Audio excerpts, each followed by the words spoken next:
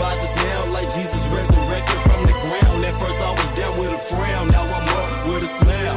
Why? Cause D rises now, D rises now, D rises now like Jesus resurrected from the ground. At first I was down with a frown, now I'm up with a smile. Why? Cause D rises now, D rises now, D rises now, D rises now, D rises now.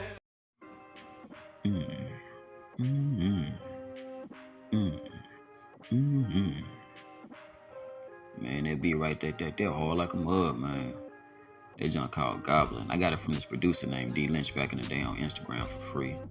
So, any artists out there that need some new beats, get on Instagram and type up D Lynch and he should drop you some free beats. But it been a minute, man. So I had that beat for a while. Because the last time he posted something, he said that he was going to stop doing music due to some personal issues he had going on. But then again, after that, you know, he got in my inbox, ended up dropping me some new beats not too long ago. So catch him on a good day, you might get some, you know what I mean? But you know what it is, you know what it was, you know what it be like. This your host with the most Daniel the Prophet on this Phuck Friday. And we're going to drop this hot shit right here about the boxing match that happened on Saturday. Man, I wanted to do it last week, but I had too much stuff going on. I've been damn near gone for like 2 weeks. Because I think the last time I uploaded a video, or did a video, was that Julio joint. You know, so yeah, that been almost 2 weeks ago, you know what I mean? So I've been having a lot of things on my plate that I had to scrape up and get up off of there, you know what I mean? So now I got a little free time so I can drop some shit for y'all, man. So, you know, be patient with your boy. You know, I'm still trying to be consistent, you know, with this YouTube stuff, you know, because, you know, I live real life like everybody else do, you know. I'm pretty sure y'all living it too, so I'm trying to maintain and juggle too many things at once, you know what I mean? But, man, let's get to this fight, man. Now, this fight right here, this was a good fight. It was superb. To a casual, y'all probably be like, oh, it was boring, you know, and nobody get knocked out. They weren't throwing a lot of punches and this and that. But, you know, I'm a boxing supporter and a boxing viewer, not a fan. A boxing viewer and a supporter. And I love the sweet science. Hit and not get hit. You know what I mean? So this fight right here, you know, consists of that. With O'Shaquie Foster that's sitting on the right and Consekiao that's on the left. Now, they gave it to Consekiao because they said he was more busier, but he wasn't landing no punches. You know, Shaqie, you know, he was very defensive. You know, he used a lot of his defense as well as his footwork, but he stayed in the pocket too, you know, and digged in there and got a couple of punches out, but he wasn't throwing a lot of combinations. And when the judges see fights like that, you know, they judge a fight is off of, you know, punch output, you know, ring generalship, punching power, and I think IQ. I think those are the 4 criteria of judging a boxing match. So O'Shaquie fought this fight with a lot of defense, a lot of shoulder rolling, you know, a lot of head movement, you know what I mean, twisting and turning, but he made him pay with some counter shots. You know, it was like 1, 2, 3s and shit like that, you know, like basic little simple 1, 2, 3 shots. Won a lot of combinations, nothing like that. Won a lot of punches and bunches. And Consekiao, I hope I'm saying his name right, was doing that, but he was missing a lot of those punches, you know. O'Shaquie was blocking a whole bunch of them, man. So a lot of people thought O'Shaquie won, and I thought he won, you know. And I thought he swept him out at least like 11 rounds to 1. But they gave it to Consekiao, and you can see on Foster's face, like, what the fuck? Like, it was a split decision, you know. He's supposed to clearly won that shit hands down, you know, a landslide, you know what I mean? Unanimous, but they gave it a split decision due to Consekiao being busier, just because he looked like he was doing a lot when he really wasn't doing that, because he was, like I said, a lot of his punches was being blocked with O'Shaquie, with his defense being real tight, you know what I mean? So they gave it to Consekiao. So, man, Foster was crying, man, and he looked like he worked real hard for this fight, man, and he really put in a lot of work. He did a good job. So he demanded for a rematch, and hopefully Consekiao give it to him, because he just took his belt from him, you know. So now he got the power. He got the, you know, he got the power to make certain decisions of who he want to fight and who he don't want to fight now, you know, since he took the strap off him. So Foster get back to the drawing board, dog, and hopefully you can get that rematch, because he deserved it, because I thought he won. So I hope you get that rematch, man, because, you know, he really fought a good fight. Like the last time he fought, it was good, but he was getting hit a lot. You know, this time I could see that he actually went to the drawing board and practiced a lot on his defense, man, because he worked a lot on defense on this fight. You know, like, he barely got hit. Like, you can't really see no scratches on his face, none of that shit, besides his eyes being teary, because, you know, like I said, he about to cry. He's surprised they heard the judges, you know, that made it the fight tight because they made it a split decision. And they ended up giving it to Kasakian. So, you know, and Kasakian, he bruised all up. It's hard to see it now because he got his head down with the fucking cap on and shit. But, you know, he was bruised the fuck up, man. Damn, that motherfucker will make noise. Shit! Hold on, y'all. Hold on. Fuck. The rest room always do that shit, man. But yeah, man. So Kasakian got it and run that shit back with Foster, man. Run it back. You know, you a true champ. Run that shit back. You know. So, oh yeah, and another thing too, man. I'm gonna go get back to performing and shit. I know this is a segue because we supposed to be talking about this boxing shit, but I'm about to get back to performing at the end of this month or in the beginning of August. So I'm gonna be, you know, showing myself going around Deep Ellum and downtown Dallas and shit, and the surrounding metro plex area doing open mic nights and stuff like that, man. So y'all be on the lookout for that shit. So back on topic. Now this is Keyshawn Davis, and this guy, I don't know this dude name, but some white guy, man. I don't know this dude name. But anyway, this was a flush. Like Keyshawn beat the shit out this dude, man. It was, I ain't gonna say it was boring because, you know, I liked the combos that Keyshawn was doing. I liked the footwork that he was doing. You know, he was turning dude all over, and he was putting power punches on this dude. But I gotta give this dude his credit, man. He fucking tough. Because Keyshawn was hitting him with some hard shit. Like, you can hear it through the TV, man. It's like somebody dropped a motherfucking a microwave on the ground, how hard the fucking sound effects was that he was hitting, landing those punches on this dude from. And this dude, he ain't stumbled, this nigga didn't wobble or none of that shit. He was still solid, 10 toes down, man, still coming forward. You know, he wasn't, because usually when you get hit with shots like that, you move back. This motherfucker was still going forward, like he wasn't affected by it. So he was solid, man. He was a solid dude, but he took a big ass whooping. He took a major ass whooping for, I think they went 12 rounds, man. He took a major ass whooping, man. Like, I mean, I know he did that shit because of, you know, I don't think they probably didn't get paid that much for this fight because Keyshawn got a name, but he's not a champion, you know, so they might got paid a little something because they under Top Rank, you know what I'm saying? They under ESPN, and they was televised, so, you know, they get paid for, you know, the television money and shit like that. But they ain't get paid that goddamn much because it wasn't for no belt, you know. It wasn't for no unification, wasn't for no undisputed, none of that shit. It's just, this was a come-up fight, you know, for dude to fight Keyshawn for having a name because his name buzzing right now, you know. So Keyshawn ended up sweeping this dude out, man. He swept this motherfucker like a broom, you know what I mean? And I don't think that white dude won not one round.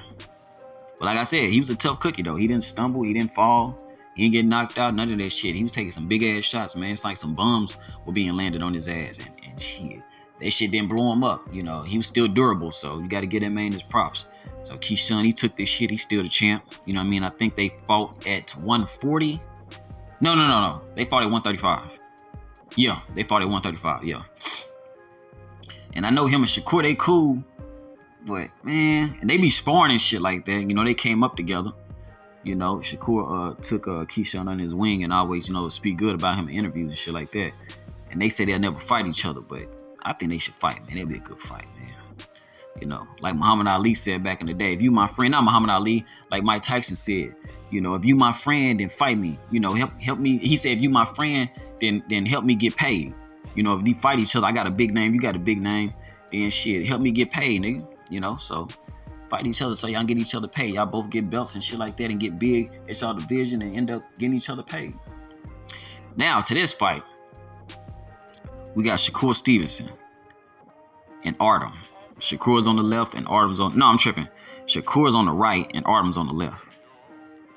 Now, you know, Shakur, he's one of my favorite fighters. Because he got great footwork, man. His distance is crazy. Like, he can be in front of you and make your ass miss and shit. Now, he counters sometimes. He don't counter a lot like Crawford or whatever, but he will give it on you. Like, every now and again, if he see an opening and shit like that, and if you miss, then he will counter you every now and again, like he did with Oscar Valdez and shit, you know, but and Jamel Herring. But really, he didn't counter that much in this fight. In this fight, you know, he did his thing. He was staying in the pocket. I guess he was trying to show the fans that, yo, I'm not just a runner, because his last fight, a lot of people was critiquing him about running a lot. You know, he was calling him a track star and all this other shit, man. I ain't gonna lie, that shit was kind of funny when they was using that song talking about he's a runner, he's a track star and all that shit. And he was running all over the ring when he fought who he fought? De Los Santos. And De Los Santos was a strong cat, you know. He even said, yo, that motherfucker strong, you know, and he felt that power, so, you know, he wasn't trying to get caught with that shit and fuck around and get knocked out or hurt, you know what I mean? But that's the last thing a motherfucker want to do. Just think about it. These people boxers. So the last thing they want to do is fucking get hurt in front of all their fans, their family, you know, all the viewers that's watching them and shit like that. Cause shit, they gotta leave that ring and go home, and people gonna be judging them off the streets and making fun of them and shit, and they'll fuck with their ego. You know, no matter what anybody say, boxers have egos and shit. And, you know, they got feelings just like we have. So them getting embarrassed on live TV, them getting knocked down, becoming a meme and shit like that, or wobble legs and shit like that, doing a stanky leg or whatever, and post it all over fucking social media, that should have hurt their motherfucking ego, man. You know? And especially this day and age, you know, everybody very sensitive. Ain't nobody strong like, you know, they were back then, especially the men. We're not strong like how we used to be back then, like our grandfathers and shit like that. So a lot of this shit, you know, these motherfuckers can't take, and they're very sensitive and shit, you know what I mean? And conscious. So, but this fight right here, you know, he stood in the pocket, and while he was in the pocket and close to Artem, he was making this motherfucker mess and shit, like telephone booth type fight and shit. This nigga was in that motherfucker, dude was swinging, he missing and shit, like he right nose to nose in front of this nigga and still making him miss. You know, I like that type of shit. That's some cool shit. That's like that James Toney type shit, you know what I mean? That motherfucker be right in front of you and shit, and then be making you miss all over the fucking place. Like, nigga, I'm sitting right in front of you. How the fuck you ain't touching him? It's crazy, man. So that was one of these fights. But, you know, he said Arden was a tough dude, too. He couldn't get him hurt, you know. And he was hitting him with some nice, solid shots. He was turning his punches over real nice body shots, stabbing to the body with the jab and shit, twos, you know, all that shit. But I wish he'd threw more combinations. He didn't really throw too many combinations. He was doing the same thing like how O'Shaquie Foster was doing, you know, 1, 2, 3s and shit like that, like very simple, couple of shots, punches, not too many combos, you know what I mean? Like Keyshawn was throwing those combos and shit like that. You know, he was making it do what it do. He was throwing everything but the motherfucking kitchen sink at that white cat I was telling you about. But you know, but nevertheless though, you know, they said it was boring. To me it wasn't boring, because I like that type of fighting style, you know what I'm saying? Like I said, hit and not get hit, and that's how Shakur fight. And you know, people talking shit about him again, talking about, you know, he a born fighter and don't nobody want to watch him and shit like that. But you know, I'm gonna keep watching him because I like that type of fighting style, you know.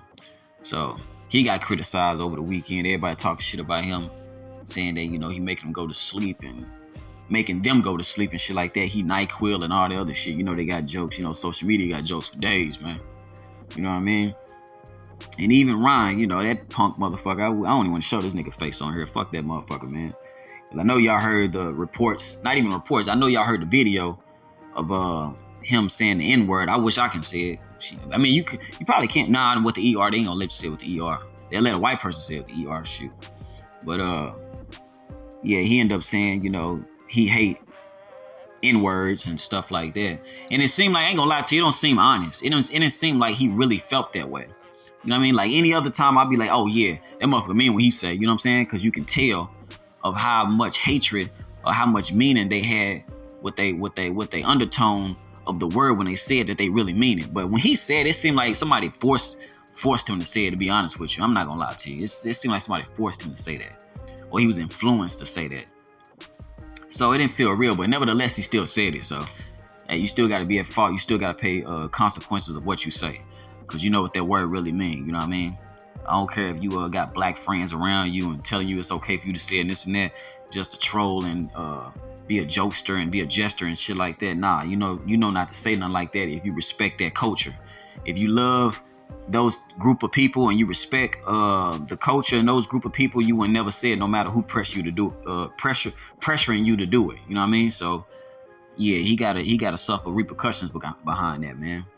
You know, and I ain't like him no way, man. Especially when he sit there and got busted for I think it's called Austrian, some PEDs that he took, and he got busted for when he fought Devin Haney, man. So when he did that, I really didn't like him. I ain't like him when he was making up all them excuses, talking about him being depressed, and then he, you know, later on jump on Twitter talking stuff about Devin when he fought. I forgot who he fought, but he was talking stuff about Devin. So I would have knocked you out and this and that. I'm like, nigga, how you depressed when you talking about knocking somebody out?